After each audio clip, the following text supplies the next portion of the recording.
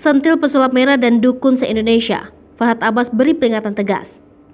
Berikut sentilan Farhad Abbas untuk pesulap merah dan para dukun se-Indonesia.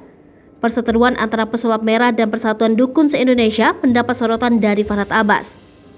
Farhad Abbas yang selama ini diam dengan perseteruan pesulap merah dan para dukun ini akhirnya angkat bicara. Diketahui perseteruan antara pesulap merah dan para dukun ini makin memanas. Para dukun yang merasa dirugikan akhirnya melaporkan tindakan pesulap merah tersebut ke polisi. Perseteruan ini makin memanas usai banyak pihak yang ikut campur. Melihat perseteruan antara pesulap merah dan para dukun makin memanas, Farhad Abbas pun memberikan sentilannya. Dalam unggahan Instastory akun Instagram pribadinya, Farhad Abbas memberi peringatan untuk netizen tidak menonton lagi perseteruan antara pesulap merah dan para dukun. Kemudian, mantan suami Nia Daniati itu menuliskan jika apa yang dilakukan pesulap merah dan para dukun tersebut adalah kegiatan yang menyekutukan Tuhan.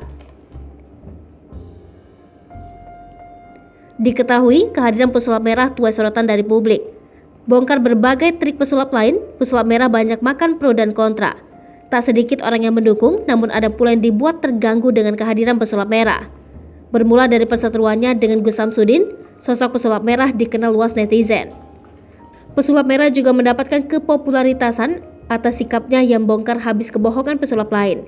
Namun meski kini tenar, pesulap merah gigit jari bakal berurusan dengan polisi. Kapolres Metro Jakarta Selatan Kombes Yandi Irsan mengungkapkan temuan soal pelaporan Persatuan Dukun se-Indonesia kepada pesulap merah. Pasalnya para dukun merasa tersudutkan dan terganggu karena disebut tukang tipu. Kemunculan sulap merah juga disebut memutuskan rezeki orang. Salah satu di antaranya yaitu laporan yang dilayangkan oleh Agustian, perwakilan Persatuan Dukun se-Indonesia. Pesulap merah dilaporkan lantaran dianggap menyudutkan profesi dukun melalui berbagai kontennya di media sosial. Dalam laporan ini, disebutkan juga bahwa para dukun menjadi kehilangan pelanggan akibat unggahan pesulap merah tersebut.